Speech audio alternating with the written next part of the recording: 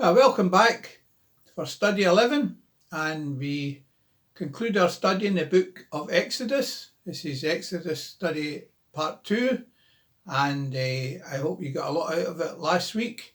So without saying much, we'll go straight into studying the remaining part of Exodus, and see you next week. God bless you. The book of Exodus. In the first video, we explored chapters 1 through 18, which tell the foundational story of how God rescued the enslaved Israelites by confronting and defeating Pharaoh, while offering a way of escape through the blood of the Passover lamb. God then delivered his people by bringing them through the waters of the sea and then into the wilderness, where, surprisingly, they grumbled and complained. Now, the second half of the book of Exodus opens as Moses leads Israel to the foot of Mount Sinai, where God invites the nation of Israel to enter into a covenant relationship. And here we reach another key moment in the biblical storyline, because this is picking up and developing God's promise to Abraham. So remember, from the book of Genesis, God promised that through Abraham's family, somehow he would restore his blessing to all of the nations. And here we find out more. God says that if Israel obeys the terms of the covenant, they will be so shaped by God's laws and teaching and justice that they will become a kingdom of priests, which means that they will become God's representatives and show all of the other nations what God is truly like. Now, the people of Israel eagerly accept the offer, and so God's presence appears right on the top of Mount Sinai in the form of cloud and lightning and thunder. And Moses goes up as their representative, and God opens with the basic terms of the covenant, the famous 10 Commandments. These are like the basic terms of the agreement, how the Israelites and God are going to relate to each other. And then after this come another collection of commands which fill out the first 10 in more detail. There are laws about Israel's worship, about social justice, how they are to live together, all shaping Israel into a nation of justice and generosity that's different from the other nations. So Moses writes down all of these laws, and he brings them down to the people who, again, eagerly agree to enter into this covenant with God. And once they do so, God takes the relationship forward another step. He tells Moses that he wants his holy and divine and good presence to come and dwell right in the midst of Israel, which develops another aspect of God's covenant promises. So remember, after humanity's rebellion in the garden, it was access to God's presence that was lost. But now it's through the family of Abraham that God's presence is becoming once again accessible through this covenant relationship, and first with Israel, and then somehow one day to all nations. So what follows are 7 chapters of detailed architectural blueprints about this sacred tent called the tabernacle. There's an outer courtyard with an altar, and then in the center there's a tent that has an outer room and then an inner room. And then inside the inner room, which is called the most holy space, is a golden box called the Ark of the Covenant. And there's angelic creatures over the top of it. It's the hot spot of God's presence. Now there's lots of detail in these chapters, and it's important to know that every piece has some kind of symbolic value. All of the flowers, the angels, the gold, and the jewels, it all echoes back to the Garden of Eden, the place where God and humans lived together in intimacy. And so the tabernacle is like a portable Eden, so to speak. It's the place where God and Israel can live together in peace. At least in theory, because right here, something goes really, really wrong. Israel breaks the covenant. As Moses is up on the mountain receiving the blueprints for the tabernacle, down below at the camp, the Israelites, they're losing patience. And so they ask Moses' brother Aaron to make for them a golden calf idol so they can worship it as the God who saved them out of slavery in Egypt. Now God's presence, it's right there on top of the mountain. They can see it. But here they are below, breaking the first 2 commands of the covenant they just agreed to. No other gods and no idols. Now, what follows is really important. God knows what's happening down below. And so he first invites Moses into his own anger and pain. And he tells Moses what he wants to do, just to wipe Israel out. But Moses intercedes by appealing to God's character. He says, first of all, destroying Israel would be going back on your covenant promises to Abraham. And then Moses appeals to God's reputation among the nations. What would they think if they see you destroying your own people? And so God accepts Moses' intercession, and he relents. And while he does bring his judgment on those who instigated the idolatry, he forgives the nation as a whole and promises to renew his covenant. And it's right here, at this point in the story, that God, for the first time, describes his own character to Moses. He says, the Lord is merciful, he's gracious, he's slow to anger, abounding in covenant faithfulness. He forgives sin, but he will not leave the wicked unpunished. So we have this tension. God is full of mercy, but also he must deal with evil if he claims to be good. And above all, God is faithful to his promises, even though it means, he knows, he's committing himself to a people who are utterly faithless. And so after renewing the covenant with Israel, God commissions Moses to go ahead and build the tabernacle. And once again, we get 5 long chapters describing in detail the construction of the tabernacle. And it all comes together in the final chapter where the tabernacle's finished. God's glorious divine presence comes and hovers over the tent, and our hopes are high. And so Moses, he goes right up to enter into the tent, and he can't. He actually can't go in. And that's how the book ends. It's really surprising, but not really if you think about it. You can see now how much Israel's sin has damaged the relationship with God in more ways than we realized. So the book opened, remember, with Pharaoh's evil threatening Israel and threatening God's covenant promise. But now, as the book ends, Israel has become its own worst enemy. It's their sin that's threatening the future of the covenant. And so the question as the book closes is, how is God going to reconcile this conflict between his holiness and his goodness and his presence with the sinful corruption of his own covenant people? The solution to that problem is what the next book is about, but for now, that's the book of Exodus.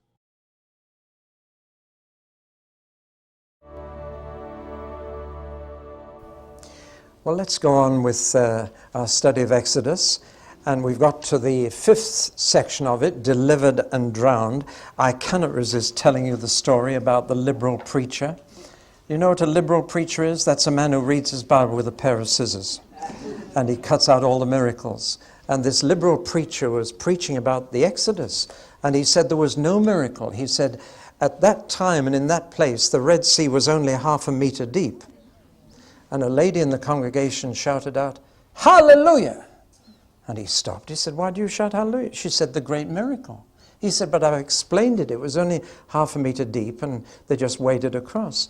He said, "What miracle?"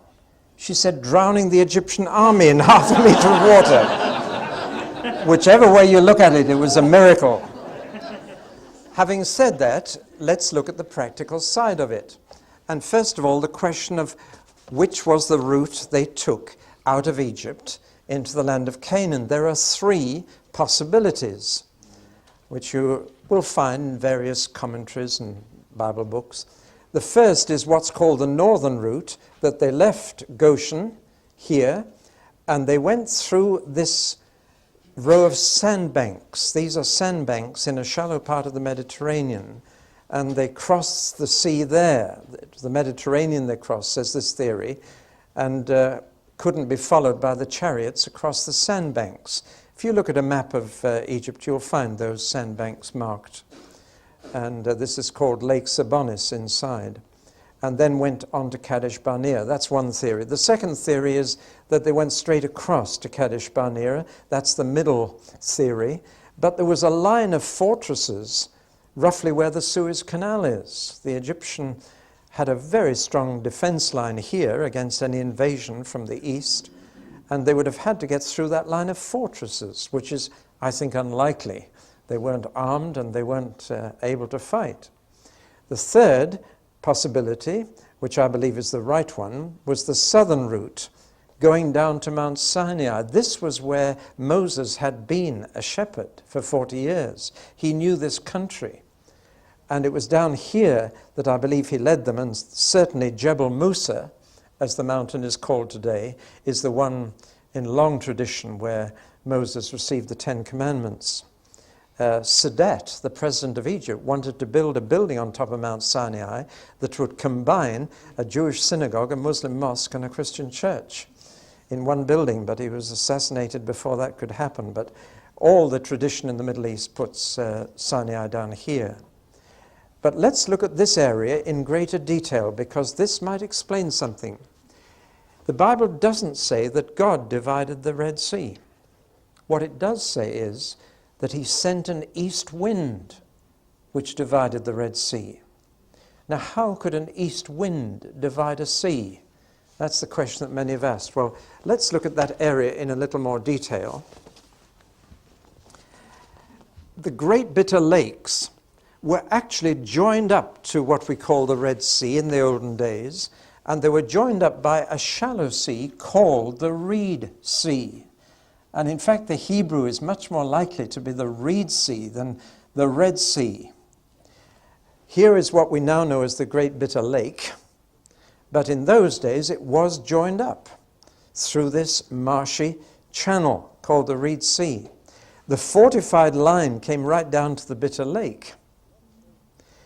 The Israelites left Goshen and came south because Pharaoh would only let them go into the desert, thinking he could always bring them back from there. So you can imagine them camped here, hidden by a cloud. God sent a cloud to hide them from the Egyptian army approaching from that side. Now, if this was where they crossed, then two natural forces could have divided it. A strong east wind would drive the water of the Great Bitter Lake that way, and on an ebb tide, the water of the Red Sea would be going that way. So can you see a division coming?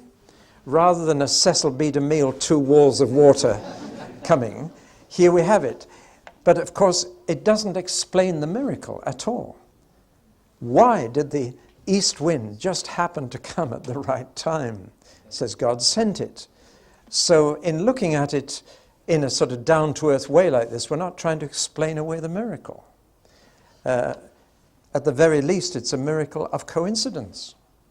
But in the Bible, there's no such thing as coincidence. There's only providence. But I believe that's what happened. And in fact, a satellite photograph of this area reveals the channel that linked up, the Reed Sea, is still there, but it's dry now. Can you just see it? The Great Bitter Lake, you can see the line. From a satellite photograph, you can see the old Reed Sea very clearly, whereas on the ground it's not so clear. But you can just see it joining up there. So that I believe the southern route across the Reed Sea and down to Sinai is almost certainly the right route. From there they headed north again to Kadesh Barnea. This way they avoided that fortified line on the eastern front of Egypt. To me, the striking fact about this crossing of the Red Sea or Reed Sea is the fact that it happened on the third day after the Passover lamb was killed. Their liberation came the third day after the Passover lamb died. Even more striking, and this will cause you to think, the book of Exodus tells us the very hour when the Passover lamb had to be killed. And that had to be killed in the midst of the afternoon on the day before the Passover, which is 3 p.m., the midst of the afternoon. You following me? Passover lamb dies at 3 p.m. On the third day after that, they finally escape, and they're free of Pharaoh and will never see him again. Beginning to see things. Well, we'll see more as we go on. Let's now move on to the next section. I have to go back to the original.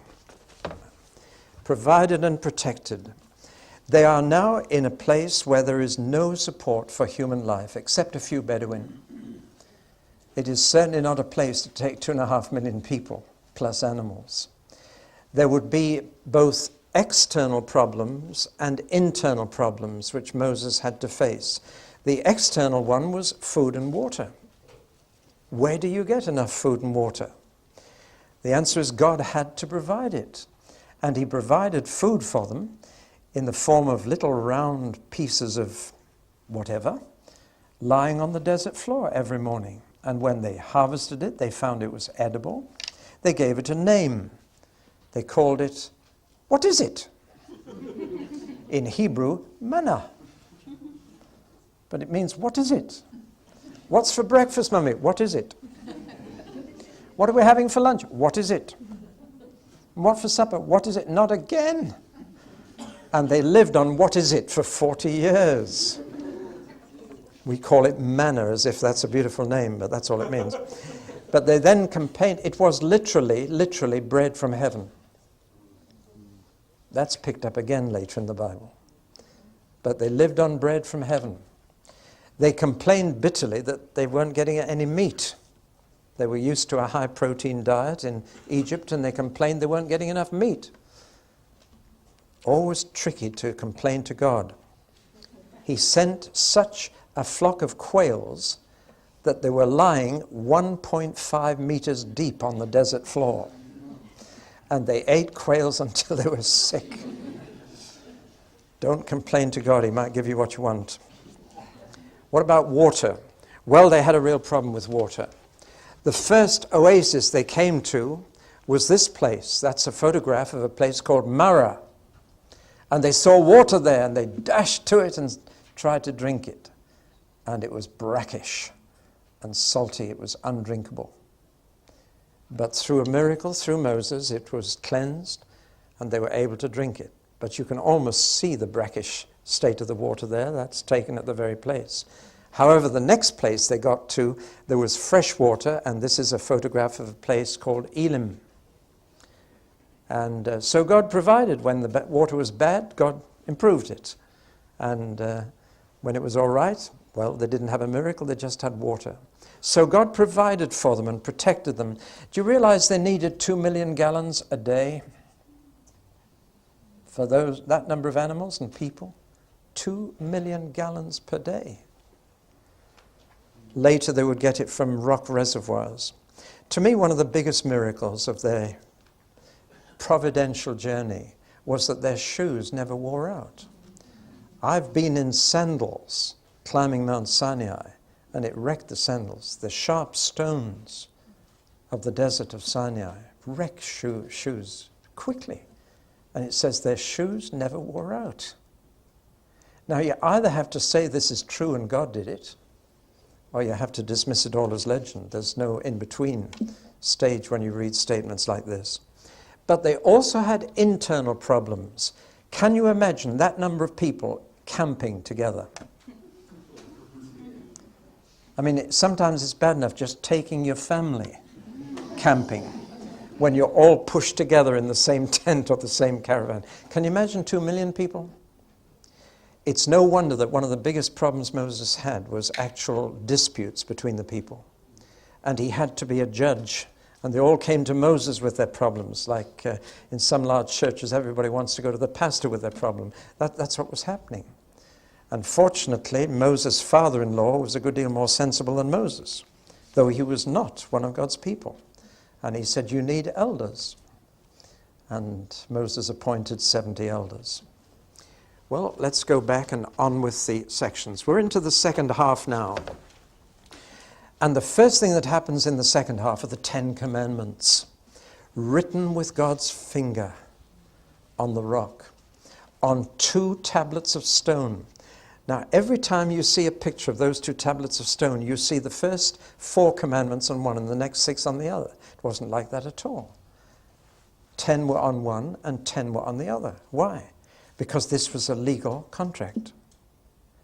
And one copy was God's and one copy was the people's. You understand now why it was 2 tablets of stone? Because that's how it should be done. There should be 2 copies, one for each party. But since it was a covenant as well as a contract, God wrote them both. There was no bargaining went on. God said, now this is how you're to live. And he gave them 3 legal collections. One we call the 10 Commandments, or the Decalogue, which means 10 words. The second we call the Book of the Covenant, which we find in chapters 20 to 23. And then we have another book of laws in chapters 25 to 31 or 32, which are laws of worship. Now, all these make up the law of Moses and more. There are more in Deuteronomy as well. But the law is not just 10 commandments. It's a whole lot more. There are 613 rules and regulations for the way that to live right before God. But let's start with the Ten Commandments. There are three basic principles, or two, that I want to mention. First of all, the principle of respect. All the Ten Commandments are based on that principle. Respect for God, respect for his name, respect for his day, and then respect for people, respect for family life, honor your father and mother, respect for life itself, don't murder, respect for marriage, don't commit adultery, respect for people's property, don't steal, respect for people's reputation, don't bear false witness. Respect, respect, respect. A healthy, holy society is built on respect. And a nationally known television comedian recently said, "We intend to leave nothing sacred." And TV comedy, more than anything else, is destroying respect. Respect for the Queen, respect for authority, respect for the police, respect for the law. We can see in our society what happens when respect disappears. But God's law is based on respect. Loving God and loving your neighbor can be translated respecting God and respecting your neighbor. That's the basic principle behind God's law. It's a law of respect. And loss of respect for God leads you to idolatry, and loss of respect for people leads you into immorality and injustice. So that you can see how the law is made up. It's a good law. Most of the Ten Commandments are about acts and deeds or words. But the last of the 10 is about feelings. It's the only one about the heart. And perhaps that's why Paul once said that he kept all 9, but he couldn't manage the 10th. And the 10th one is don't be greedy. Don't want what you haven't got. That's the only one concerned with your inner life. The rest are all concerned with behavior. There's a principle about the 10 laws which the Jewish boys and girls learn on their fingers. And the principle is this: if you break one, you've broken them all. Because they belong together like a necklace. And you ladies, doesn't matter where you break a necklace, but if you break it just once, the beads are all lost. And this is a profound principle. They're not 10 separate commandments. They are the law. They're not laws. They're the law. And if you break it at any point, you have broken the law. If a policeman stops me for speeding, it's no use my saying, but I've stopped at every red traffic light this afternoon. So it doesn't matter how many laws you've kept, you've broken the law. And God says this is a whole law, a holistic law, we would say today. You break one, you've broken the lot. It's spoiled. It's in pieces if you break it at any point. Respect, you see, is a whole thing. And you can't have some respect and not others. You either are a respecting person or you're not. And you show you're not when you break one. The second principle is responsibility. And now we are brought up, I'm afraid, on psychology and sociology to believe that people are not responsible for their actions. They're even now trying to say that wickedness is due to a gene. Well, we know that original sin goes down through the genes. But the idea that some people are more wicked than others because they have a wrong gene means they're not responsible for what they do. The law of God says you are accountable, you are responsible, you have chosen to break this. And it holds us responsible before God, every one of us, to live right before God. So the two principles of respect and responsibility are written in, and therefore a third principle is also written in, the principle of retribution. There are sanctions in this law. One of them is capital punishment. The death penalty is applied to 18 different sins against God in the law of Moses. Aren't you glad you don't live under the law of Moses? Because breaking the Sabbath, death penalty. There is retribution here, there is punishment. And I notice particularly there's a very careful distinction in God's law between intentional and accidental breaking. There are two sorts of killing. There's intentional murder and there's accidental manslaughter. But in every case it says there is no sacrifice in the Mosaic law for continued, deliberate, intentional sin. And there isn't in the New Testament either. You read the letter to the Hebrews. Well, now this law is given in a context, and the context is this: I brought you out of Egypt, I'm going to bring you into Canaan. This is how you're to live now. Now that's an important point. It's on the basis of what God has done for them and what he will do for them that he appeals to them to live right now. And it's the same in the New Testament, isn't it? It's on the basis of what God has done for you and what he's going to do for you that he says, now this is how I want you to live now. Without that context, the law becomes a harsh, impersonal, horrid thing. But in that context, it's a good thing. It fits. It's the response of gratitude to God's grace. Then we come to the fact that God wants to live with them. He gave the Ten Commandments at the top of Mount Sinai. Oh, let's look at Mount Sinai, perhaps. It's a fearsome mountain, and there's another picture on here that you'll know what I'm going to talk about in a moment. Forget this for the minute. There's Mount Sinai. It's an extraordinary mountain. I've climbed up it at 3 o'clock in the morning before the sun came up. I found a little girl at the top, a little Jewish girl, reading the Ten Commandments in Hebrew. And I said to her, "What's your name?" She said, "Miriam." And I said, "My, you've been here a long time." But anyway, St. Catherine's Monastery is at the foot of it. But I always wondered, when it said in the Bible, "Don't touch my holy mountain." I thought, how can you touch a mountain? It's ridiculous. Until I saw this picture. You can actually walk up to the mountain and touch it because it rises sheer from the desert floor. Can you see that? It's like a cliff. And they had to put a fence around it because God wanted them to realize he was a holy God. And anybody couldn't just come up and talk to God because he's holy. And therefore he said, nobody must touch my holy mountain. So Moses sensibly erected a fence around the bottom because you could just walk up to it. There are some people there and you could just walk up and touch the mountain. But God was going to communicate to them his utter holiness. He said, Moses can come up, Aaron can come up, but none of you must even touch my mountain. But now God says, having given Moses the Ten Commandments up here in the middle of lightning and thunder and fire, awesome sight. God says, I want to come down and live in the camp with you. But if I do, it must be a tent that communicates my holiness. A tent that you must treat respectably, that you must treat with awe. A holy place.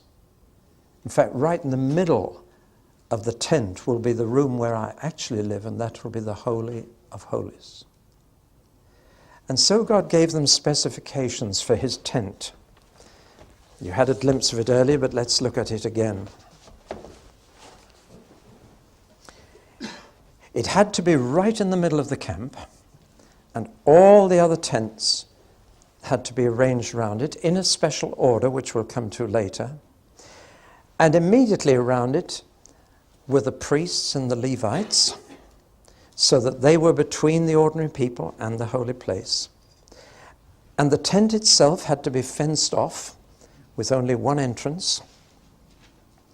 And then God's tent was inside, but that had 2 rooms, and the inner room was God's room. And into that, only once a year, one man could go. Nobody else, ever. And the whole tent is just full of detail. Let's look at some quick pictures of it. The beauty of it must be breathtaking, and yet most of the beauty was hidden. Beautifully embroidered curtains and coverings, and yet they were all covered with a badger skin outer thing that would hide the beauty from the people. All they would see would be this rough outer skin, only knowing that inside were golden pieces of furniture and beautiful curtains embroidered with heavenly colors. There was blue, the color of heaven. There was red, the color of blood. Silver and gold. It was a magnificent tent with this high fence around it that you couldn't see over, so that in a sense it was hidden. There was a mystery attached to it. And here you see some of the priests at the outer veil. Then there was another inner veil before the Holy of Holies. Well, let's go inside and sort of see inside. Here you have the outer room, the kind of vestibule, the anteroom of God's palace, if you like. And here there were the table of the showbread, the 7-branch candlestick, another little altar. In fact, let's go back to the other one. You see, if you wanted, even the priests approaching God had to come to an altar first and offer a sacrifice, kill an animal and burn it. Then they moved on to a great big basin to wash themselves clean. The whole thing is saying, if you're going to come to God, you'll have to have a sacrifice first, and then you'll need to be clean. It's full of meaning, this, isn't it? In fact, God said, this is a copy of where I live in heaven. This is just a replica of the real thing. So there's the anteroom, and finally in the Holy of Holies, one piece of furniture of shittim wood covered with gold. The mercy seat. The cherubs. Inside some manna. They never saw it. Even when this tent was dismantled and moved somewhere else, this was covered up. And the tent had to be carried by special people. And the ordinary people had to keep 1,000 paces away from it until it was erected again. The first thing, erect God's temple, tent, then you could put your own up at the proper place around it. It all spoke of God's holiness, and yet it also spoke of a holy God who was willing to live in the midst of his people.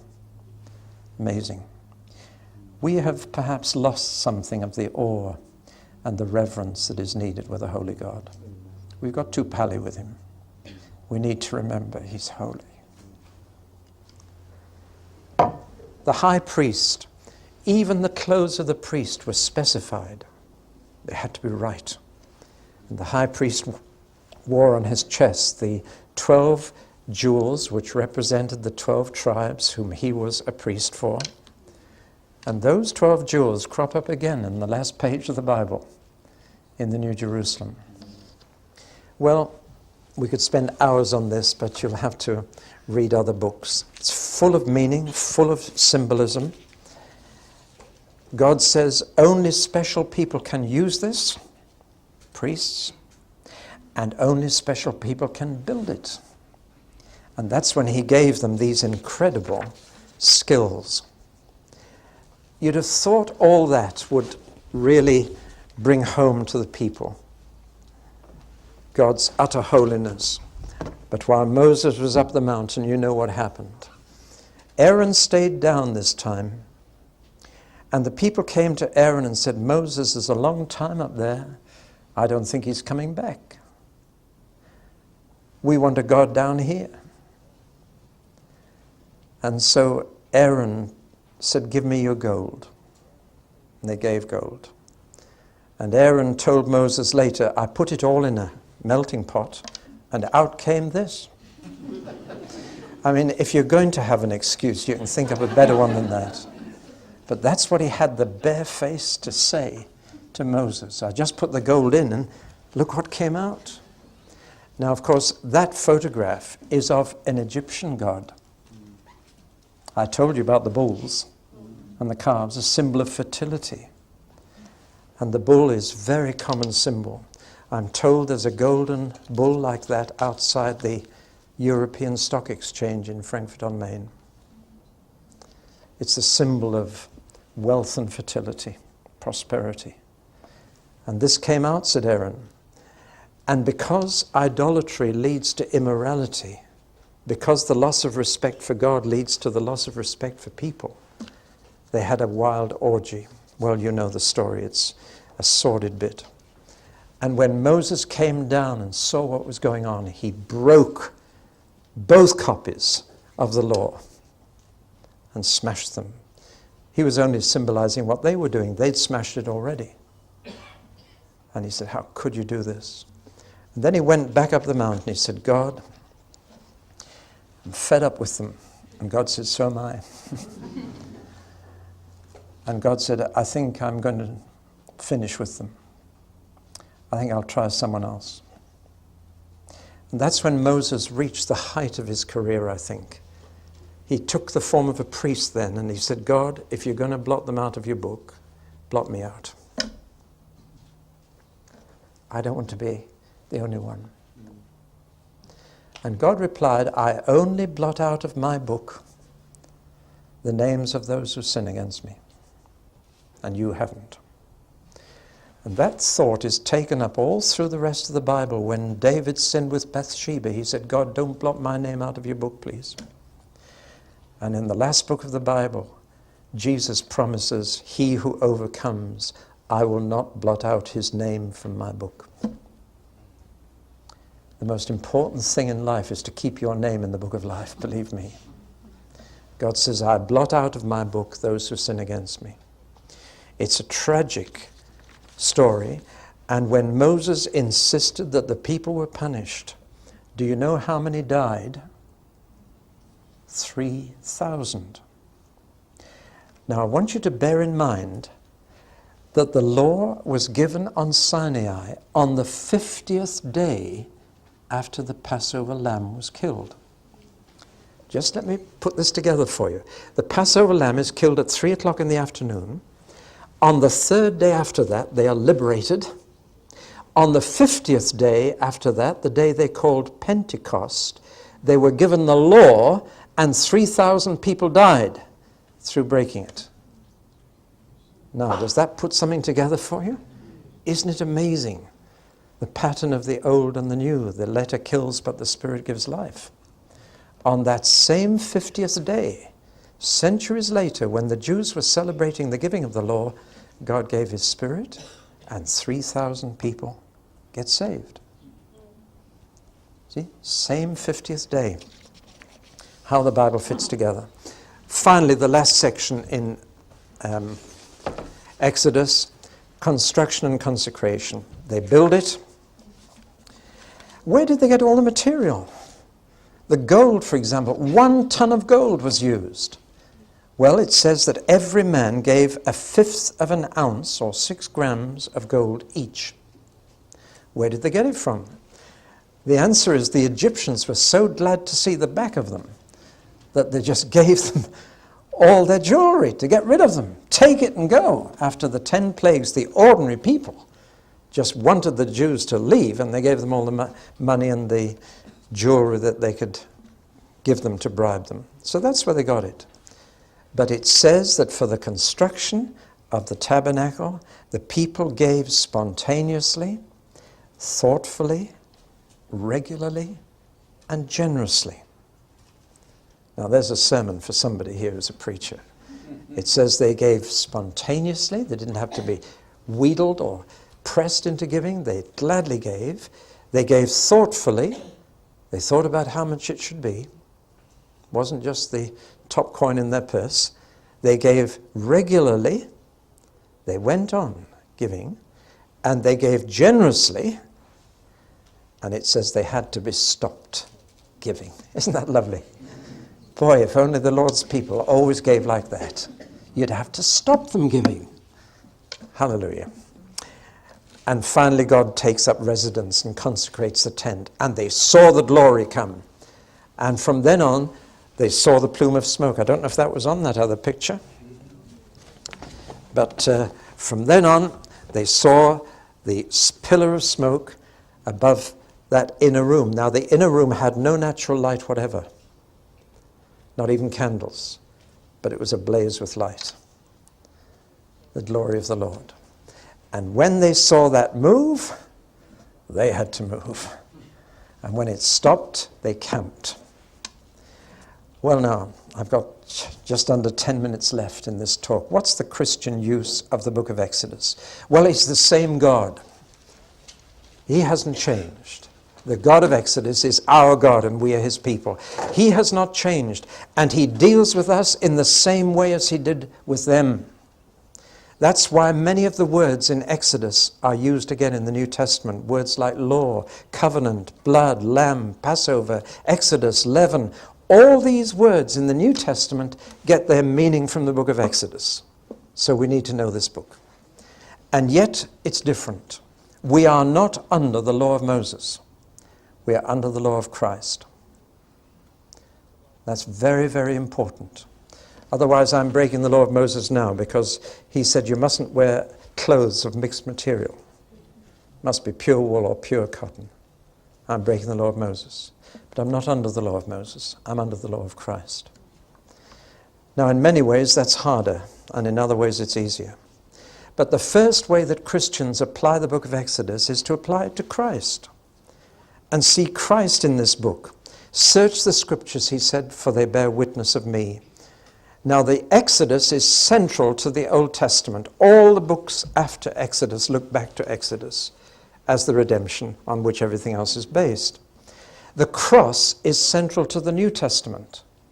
In what way is the Exodus connected to the cross? Well, 6 months before he died on the cross, Jesus was on top of Mount Hermon, that snow-capped mountain at the north of Israel, 4,000 feet high.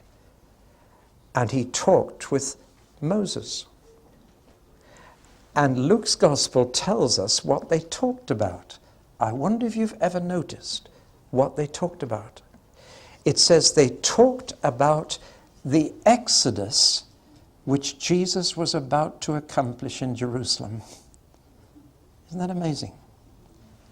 Moses and Jesus talking about the Exodus that Jesus was going to accomplish. That gives us a clue. Jesus, of course, died at 3 o'clock in the afternoon, at the very minute when thousands of Passover lambs were being slaughtered. That's why Paul says, Christ, our Passover, has been sacrificed for us. It's all there, so the angel of death can pass over. He rose from the dead on the third day after it, and it's his resurrection that liberates us from death. He is the bread from heaven. New Testament says he is the rock from which Moses drew the water for the children of Israel. John in his gospel says the word became flesh and tabernacled among us. What an interesting word to use. Literally, and pitched his tent among us. For the tabernacle to us is Jesus, God dwelling in the midst of people. So we understand Christ much better now. And he said, I didn't come to destroy the law, but to fulfill it. So we apply the book of Exodus not only to Christ, but to Christians. For example, crossing the Red Sea prefigures baptism. Paul says, the children of Israel were baptized into Moses in the Red Sea. And you've been baptized into Christ. What crossing the Red Sea was for them, your baptism is for you. Did you ever see that link? Amazing link.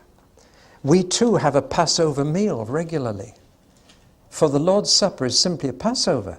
I went to a synagogue in northwest London, Finchley, and I was the honored guest and sat next to the rabbi for the Passover meal. Wonderful privilege. And he took bread and he broke it, gave thanks for it and gave it to the people. And then he took a cup of wine and he gave thanks and he passed it to the people.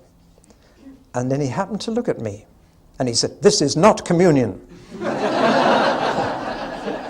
He saw on my face what I was doing, what it meant to me. Because this was my Passover meal.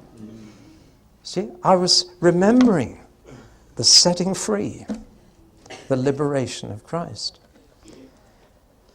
And Paul says, rise and keep the festival, but not with the leaven of malice and wickedness. There's an equivalent of unleavened bread in the Christian life. Leaven in the New Testament is usually a picture of malice and evil and bad thinking. And there's a festival we have to keep without the leaven. But we also have a law to keep. In many ways, the law of Christ is much harder than the law of Moses. The law of Moses says, don't kill anybody. Well, I haven't done that to my knowledge. Have you ever wished anybody dead, says Jesus? Law of Moses says, don't commit adultery. Well, I haven't done that, but the law of Christ says, have you ever thought about it? Much harder to keep the law of Christ than the law of Moses. I'd rather try and keep the law of Moses any day, wouldn't you? And yet it's much easier, because we don't need a lot of priests and a lot of ritual and a lot of special buildings. As one dear Scottish lady said, when I want to enter the Holy of Holies, I just throw my apron over my head. And we enter right into the Holy of Holies. Whenever you pray, you can enter the holiest place of all, unhindered, in the name of Jesus. There's a big difference then between the new covenant and the old. Under the law given at Pentecost, 3,000 die. Under the Spirit given at Pentecost, 3,000 live. I'd rather have the Spirit than the law. And the Spirit writes the law inside. But there is still a future deliverance for Christians equivalent to the Exodus. If you read the book of Revelation, you'll find the plagues of Pharaoh are going to happen all over again. There is an astonishing correlation between the plagues at the end of history and the plagues of Pharaoh. And those who remain faithful to Jesus will come through all that and be victorious. And do you know what the book of Revelation says? That the martyrs and those who have overcome all the pressures of persecution outside and temptation inside, they will sing the song of Moses. In heaven you'll hear the song of Moses. And if you go back to Exodus in chapter 15, the first song recorded in the Bible is a song composed by Miriam to celebrate the drowning of the Egyptians in the Red Sea. And when all this world's troubles are over and we are safe in glory, we can then sing the song of Moses. We shall have had a double exodus, both the exodus of the cross, which has happened already, and the escape from all the trouble that's coming through Jesus Christ our Lord. Amen.